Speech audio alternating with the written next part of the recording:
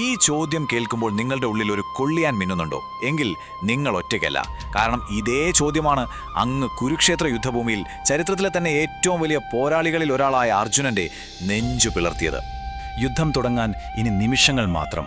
അപ്പോഴാണ് പാണ്ഡവരുടെ ഏറ്റവും വലിയ പ്രതീക്ഷയായ അർജുനൻ തൻ്റെ ഗാണ്ഡീവം താഴെ വെക്കുന്നത്. ലോകം കണ്ട ഏറ്റവും മികച്ച വില്ലാളി. എന്തിനായിരിക്കും അദ്ദേഹം യുദ്ധം ചെയ്യാൻ വിസമ്മതിച്ചത്? അർജുനൻ പറയുന്നത് എന്താണെന്ന് ഒന്ന് ശ്രദ്ധിച്ചു കേട്ടു നോക്കൂ. ഇത് വെറുമൊരു മടിയല്ല, യുദ്ധം ചെയ്യാനുള്ളൊരു പേടിയുമല്ല. ഇത് അതിലും വലുതാണ്. ജീവിതത്തിൻ്റെ അർത്ഥം തന്നെ ചോദ്യം ചെയ്യപ്പെടുകയാണ്. വിജയം, രാജ്യം, സുഖങ്ങൾ, ഇതൊക്കെ എന്തിനാണ്? ആർക്കു വേണ്ടിയാണോ ഇതൊക്കെ നേടേണ്ടത്? അവരെയൊക്കെ കൊന്നൊടുക്കിയിട്ട് പിന്നെ എന്ത് വിജയം, എന്ത് സുഖം? എന്നാൽ അർജുനൻ തൻ്റെ ദുഃഖം അവിടെ പറഞ്ഞു നിർത്തുന്നില്ല. വെറുതെ എനിക്ക് വിഷമമുണ്ട് എന്ന് പറഞ്ഞു തീർക്കുകയല്ല. പകരം അദ്ദേഹം ഹൃദയം നുറുങ്ങുന്ന ഒരു ലിസ്റ്റ് നമ്മുടെ മുന്നിലേക്ക് വെക്കുകയാണ്.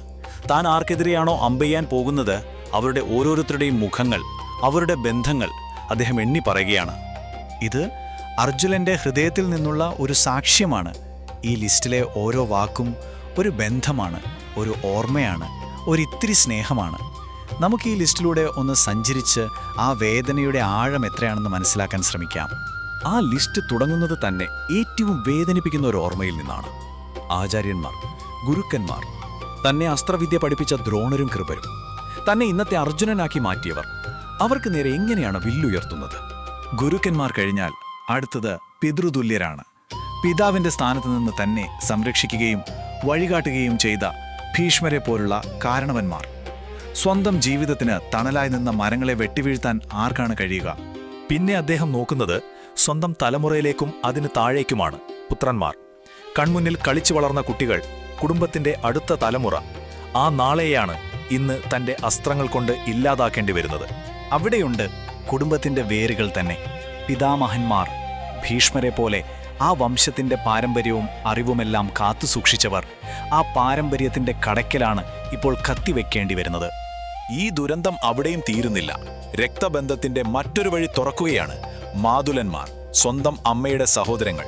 ഈ യുദ്ധം എത്രമാത്രം ആഴത്തിലാണ് കുടുംബങ്ങളെ കീറിമുറിക്കുന്നതെന്ന് ഒന്നാലോചിച്ചു നോക്കൂ. രക്തബന്ധങ്ങൾ മാത്രമല്ല, സ്നേഹം കൊണ്ട് കൂടിച്ചേർന്ന ബന്ധങ്ങളെയും ഈ യുദ്ധം വെറുതെ വിടുന്നില്ല. ശശുരന്മാർ, വിവാഹത്തിലൂടെ ഒന്നിച്ചവരും അപ്പുറത്തുണ്ട്. സ്നേഹത്തിന്റെ ചരടുകൾ ഇപ്പോൾ അമ്പുകൾ കൊണ്ട് മുറിച്ചു മാറ്റണം. ഇതിനേക്കാൾ ഭീകരമായൊരവസ്ഥയുണ്ടോ? പൗത്രന്മാർ, വരാനിരിക്കുന്ന തലമുറ, കുടുംബത്തിന്റെ പ്രതീക്ഷയുടെ തളിരിലകൾ. ആ കുരുന്നുകൾക്ക് നേരെയാണിപ്പോൾ വില്ലുകുലക്കേണ്ടി വരുന്നത്. ആ ബന്ധങ്ങളുടെ വല കൂടുതൽ കൂടുതൽ മുറുകുകയാണ്. ശ്യാലന്മാർ, ഭാര്യയുടെ സഹോദരങ്ങൾ. ഓരോ ബന്ധം ഓർക്കുന്തോറും ഈ യുദ്ധം എത്രമാത്രം അസാധ്യമാണെന്ന് അർജുനൻ തിരിച്ചറിയുകയാണ്. ഒടുവിൽ ഒറ്റ വാക്കുകൊണ്ട് അദ്ദേഹം ആ പട്ടിക പൂർത്തിയാക്കുന്നു. സംബന്ധിനഹ, മറ്റു ബന്ധുക്കൾ.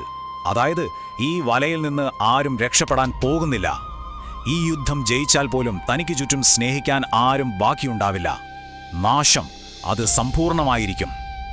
അപ്പോ അർജുനന്റെ വേദനയുടെ ആഴം നമ്മൾ കണ്ടു, അല്ലേ? എന്നാൽ ഇതൊരു വെറും വികാര പ്രകടനം മാത്രമല്ല.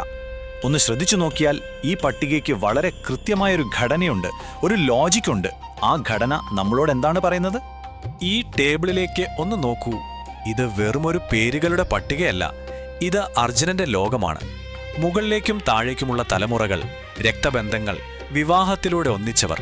തൻ്റെ ജീവിതത്തെ നിർവചിക്കുന്ന, തൻ്റെ ലോകത്തെ രൂപപ്പെടുത്തുന്ന ഓരോ ബന്ധവും ആ യുദ്ധഭൂമിയിൽ തനിക്ക് എതിർവശത്തുണ്ടായിരുന്നു. ഇനി ഈ ക്രമം കണ്ടോ? ഇതും വെറുതെ എന്ന് പറഞ്ഞതല്ല. അതിന് കൃത്യമായ ഒരു അർത്ഥമുണ്ട്.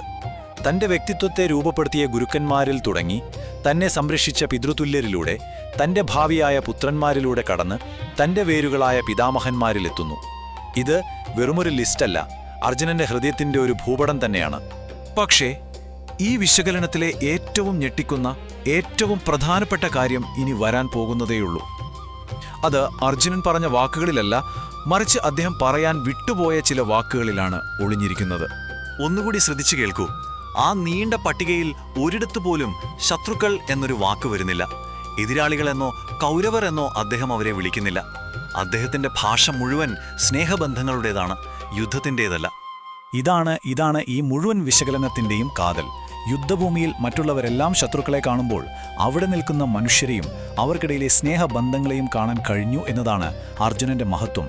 ആയിരക്കണക്കിന് വർഷങ്ങൾക്കപ്പുറമുള്ള അർജുനന്റെ ഈ ദുഃഖം ഇന്ന് നമ്മളോട് എന്താണ് പറയുന്നത്? കാരണം ഈ പ്രതിസന്ധി ഒരു തരത്തിലല്ലെങ്കിൽ മറ്റൊരു തരത്തിൽ അദ്ദേഹത്തിൻ്റെത് മാത്രമല്ല, അത് നമ്മുടേത് കൂടിയാണ്. ഈ ഒരൊറ്റ ശ്ലോകം നമ്മളെ ഓർമ്മിപ്പിക്കുന്ന ചില അടിസ്ഥാന സത്യങ്ങളുണ്ട്. നമ്മളെ നമ്മളാക്കുന്നത് നമ്മുടെ ബന്ധങ്ങളാണ്. ഓരോ ശത്രുവിനും സ്നേഹിക്കാനും സ്നേഹിക്കപ്പെടാനും ഒരു കുടുംബമുണ്ട്. നമ്മൾ എടുക്കുന്ന തീരുമാനങ്ങൾ വെറും ആശയങ്ങളല്ല, അത് യഥാർത്ഥ മനുഷ്യരെ വേദനിപ്പിക്കുകയോ സംരക്ഷിക്കുകയോ ചെയ്യും, അല്ലേ? അപ്പോ അവസാനം ഈ ചോദ്യം ഞാൻ നിങ്ങൾ ഓരോരുത്തർക്കുമായി വിട്ടുതരുന്നു. അർജുനന്റെ ആ പ്രതിസന്ധിയെ നമ്മുടെ ഉള്ളിലേക്ക് നോക്കാനുള്ള ഒരു നിമിഷമാക്കി മാറ്റുന്ന ചോദ്യം. ശരിക്കും ആലോചിച്ചു നോക്കൂ, അങ്ങനെ ഒരു സാഹചര്യത്തിൽ നിങ്ങളുടെ പട്ടികയിൽ ആരുടെയെല്ലാം പേരുകളുണ്ടാകും? വീഡിയോ ഇഷ്ടപ്പെട്ടെങ്കിൽ ചാനൽ സബ്സ്ക്രൈബ് ചെയ്യാൻ മറക്കല്ലേ.